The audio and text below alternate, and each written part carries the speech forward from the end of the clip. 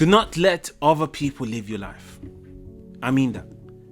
Stop letting your partner live your life. Stop letting your workplace live your life. Stop letting your team lead your life. Lead your life yourself. And I'll tell you exactly how you're making that happen right now.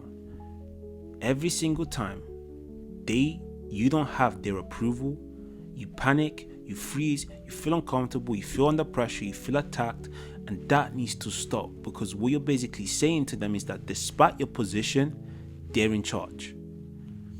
This happens the moment the approval loop that has told you from the age of, let's say, normally it's around 7 or 8 and sometimes above that, the approval loop that says you're not good enough activates the moment that whoever the person you're speaking to feels dissatisfied because of something you've delivered, provided, or serviced. I used to do that so many times, and I'm here to tell you that it cost me more than you can think. I'm here to tell you that the only way to stop this is by understanding how to make sure you understand what's actually happening and the next steps that will take you into understanding how to recalibrate so that this doesn't happen again. So, this is you want to understand how to stop this. This video is for you, and let's crack on. So my name is Matt the Super, and I'm an author, speaker, coach, consultant, and I guess the goal here is quite simple. I help men and women destabilize themselves under pressure and show themselves authentically. Now, when it comes to this, on the other side of this mess that we or my clients have experienced, you probably are experiencing right now, it's everything you want: peace, respect, mental space to operate at a high level, and most importantly, your emotions stop being this enemy, this monster that can't be tamed and must be caged and disregarded and destroyed. You see, when we look at motivation, the motivational space, and we look at what a lot of men have been told or have decided to embody, is this: that emotions are weak, they make you fragile, they stop you from achieving the very things you want to achieve, and they ruin your life, in other words. So you should disregard them and act like they don't exist. The problem is, when they attack, and they attack heavily, guess what happens? You're under-equipped because you don't know how the enemy operates. Because this whole time, instead of trying to understand it, you were busy disregarding it. This is why you end up in situations where once you get overwhelmed, or once these emotional attacks start to challenge you, you crumble. You have no defense because you don't know your enemy. So even if emotions are your enemy, you still need to understand them so that you can understand how to predict them. I'm not sure how you're going to be able to predict something that you don't even want to acknowledge exists. Just saying. So the reason why I'm doing this video today is not to help you find out how to take care of your wife on Valentine's Day. I think there's enough guys doing that. I think there's some TikTok stuff you can watch as well. Listen, yeah, my point is this: I'm here to help you understand how to navigate those difficult times under pressure, because I believe that if you're going to protect your legacy, if you're going to protect your family, if you're going to protect everything you're building, knowing how to do that and understanding why you're under-equipped is probably one of the most important things you can do for yourself. Cool. So the problem isn't your partner. I know it sounds taboo because you probably thought that, because hey, who else is stressing me out, right? Your problem isn't your team. The problem isn't that you haven't fixed everything in your freaking life. I think I was reading a book, How to Make a Few Billions, and the author was basically saying that as entrepreneurs or as businessmen or as ambitious men, you should actually look for problems. So the fact that every single time a problem not being fixed is what makes you stressed, it's pretty much the most miserable life to be someone that calls himself a problem solver. Because if you're always going to have problems and you're going to be unstable until they're fixed, can you see how the antidote that drives you is the same antidote that ruins you? So clearly this isn't it, right? So the problem is you've got a manager, and that manager you've told yourself you don't want to speak to, you want to disregard, and you don't want to talk to. And if you've been watching my channel, I hope that isn't you anymore. But your emotional state dictates who shows up. And because you're not communicating with each other, that manager decides to go on autopilot and says, well, the last reference we have to the emotional state of this guy, so the last time this guy updated his emotional state was as a 7 or 8 year old. Right, he's up. There's no one else. Bring him up. So now, when it's now time for your emotions to show up in a mature way, because you've disregarded this whole time, the person that shows up is a kid who is vulnerable. That's why you feel, whenever your emotions are out, you feel attacked. You feel attacked because the person that's showing up is vulnerable. The person that's showing up is the state of mind of an 8 or 7 year old that was, what's the word? It was like a sponge, right? I was trying to absorb how to survive, how to make friends, how to earn rewards, how to maintain safety. And when he's hearing things like, you're not good enough, guess what he does? He goes in defense mode. Why? Because at the age of 8, the ego stage is normally at is self-defense or protective mode. You do things wrong, but you learn how to start to protect yourself because you now attach people judging you with your identity being wrong. So the reason why you're triggered is because the 8-year-old that's showing up feels like he's been attacked. Until you update that system, you're always going to feel attacked. It just doesn't matter. This is why we have such a sensitive generation nowadays. Everyone feels attacked, rightly so. No one's updated their systems. Do you want to know what happens to the people that update their systems? They're able to respond. Why? Because they've learned how to parent themselves so that the person showing up isn't the child anymore. It's the adult they're currently at. That's understood that in order for them to be able to protect that emotional state, they need to communicate. They need to be present, and they need to make sure that they're able to understand their emotions so that they can understand when to show up. If you don't do that, you'll carry on repeating the same issue. I'm not here to tell you to be this emotional kid that or that cries. And I'm here to tell you, take care of your shit. Respectfully. That's what I'm saying. That's literally what I'm saying. So the problem with that now is that you can now see that because there's a child showing up whenever you go under pressure, you can start to see how the dots are connecting in regards to everything else. This is why whenever things are not going to plan, whenever you feel unstable or things are unresolved, you panic, you're frustrated, you're unstable, because the person that's carrying all of this load doesn't have the capacity to do so.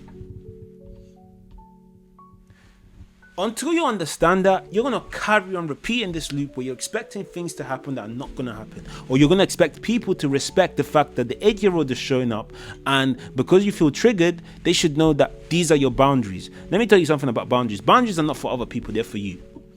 Boundaries are not supposed to protect you from other people. Boundaries are supposed to set the standards that now allow you to understand what response is appropriate according to the boundaries that's been set. It's like it's like you on autopilot.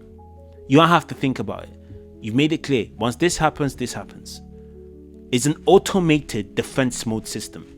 It's not supposed to be this thing that you place around people. Hey, by the way, I need you to respect my boundary here, and I need you to respect my boundary here. Okay, yeah, that's nice. And then the 8-year-old stays in charge. No. You're supposed to parent yourself so that the 8-year-old can feel that he's been backed by the capacity of an adult. Now that adult has to go back to that 8 or 7-year-old. We're going to say 7-year-old or 8-year-old because according to psychology, that's what it's called. And I'm trying to make it as simple as possible without going into too much stuff. But the point here is quite simple. When you go into these unstable situations or unstable circumstances, and that's the person showing up, you're always going to lose. Always. Even when you pretend to be calm. It doesn't matter. You don't have the capacity. You're an 8-year-old, emotionally speaking. Or you're a 7-year-old, emotionally speaking. So it doesn't matter what you do. That person showing up doesn't have the capacity. Simple as. So what you need to do is you need to replace that 8-year-old that's making you avoid things or run into things or try to salvage things, and be calm. And then focus on the identity you've now set and said, this is the direction we're heading towards. This is what our mind is set towards. A lot of us are so mindset, I talk to a lot of people. Billionaires, what's the biggest change? Mindset. Millionaires, what's the biggest change? Mindset. Poor person, what's the biggest change? Mindset. Hey, you over there, what's the biggest mindset? What is mindset? Your mind being set on something. Duh. You didn't think of that, did you? Think about it. Mindset is your mind being set on something. Whatever the frick it is.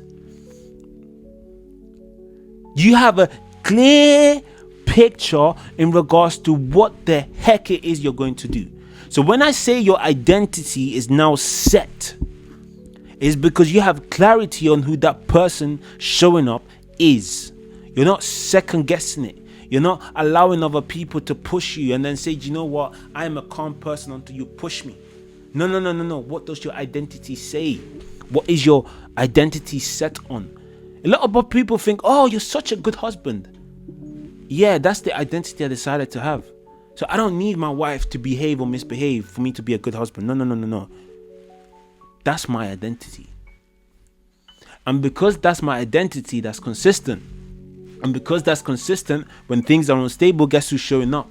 My identity.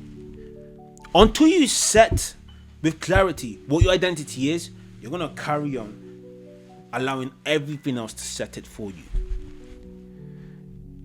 The reason why your nervous system has to show up with the kid is because no one's in charge. You're allowing your competence, you're allowing this, you're allowing that to set everything you do. You are what you do, right? That's what you've been told. But I'm here to tell you, be, do, have. Be your identity, do what your identity does, and then have the things your identity has. You want to have a healthy home. Be the identity of a healthy husband. You want to have a healthy household or a healthy relationship.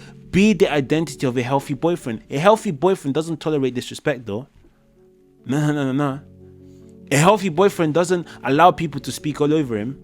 No. That's a doormat. That's a contradiction. A healthy husband or a healthy businessman knows how to conduct business, is disciplined, right? So I'm here to tell you that the secret is in understanding how to set your identity, stick to it, and understand, especially under pressure, how to make sure that is a consistent narrative. That's a bar right there. So if your home, your circumstances control your nervous system, guess what? They're in charge, not you. Your home's in charge, your car's in charge. As soon as it breaks down, you panic. Yeah, that's who's in charge. Your panic breaks down, your wife breaks down, and then you start to panic, that's who's in charge. The captain is gone, right? But you're the captain. So what's going on? This is why when I started the video, I said, do not let other people live your life. You're supposed to be the captain of your life. Boy, girl, whatever the frick you define yourself as. You're the captain. Stop playing victim. If you want to be the captain, play the role of the captain. The captain shows up for his team. You have 8 trillion organs you're supposed to govern. Yet, you go missing when it matters most. What kind of captain is that? I don't want that as my captain. That's why your nervous system doesn't respect you. When it's tough, you panic. You take, hey, 8-year-old, yeah, you. Come on, inner child, come on, take charge here, take. Yeah, I don't want to deal with this. This is too much. Nah. What's going on? Until you understand this concept, you're going to carry on letting everybody else bully you out of your position. I said it.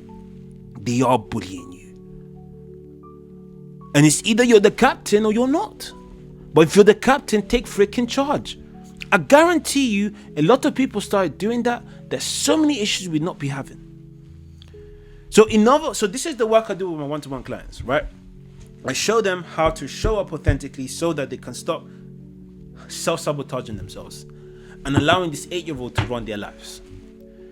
The reason why other people are running your life is because they have more influence than you. So start to influence yourself by being the captain of your own ship. Okay? A distracted leader is a compromised leader, no matter how successful he looks. I want to say this again. A distracted leader is a compromised leader, no matter how successful he looks. This is why it doesn't matter how much money you got in your bank account. If you're compromised, if your identity is not set, if your mind is not set, you're compromised. You're a part-time captain. So if you want to understand how to be a full-time captain of your ship, that's the work I do with my one-to-one clients. We do the internal work, we do the external work. I show you everything I've learned in regards to human behavior, communication, tonality, and body language. But the aim is quite simple here. If you want to learn how to dominate, how to control the narrative, not in a manipulative way, of course, but in a way that allows you to feel fulfilled in how you're carrying yourself, the link to that description is in my bio. I'll show you everything I know, and by the end of it, I kid you not, the outcome is quite simple. You get to be the captain. Not me, not your missus, not your shoot, not your workplace, not your business, not anyone else but you. If you want that and you're ready, drop me a message and let's get to work. I really hope this video has helped you, and the promise was, I hope I delivered in helping you understand how to not let other people live your life. It's your life, live it to the best of your ability. And I'll see you in the next one.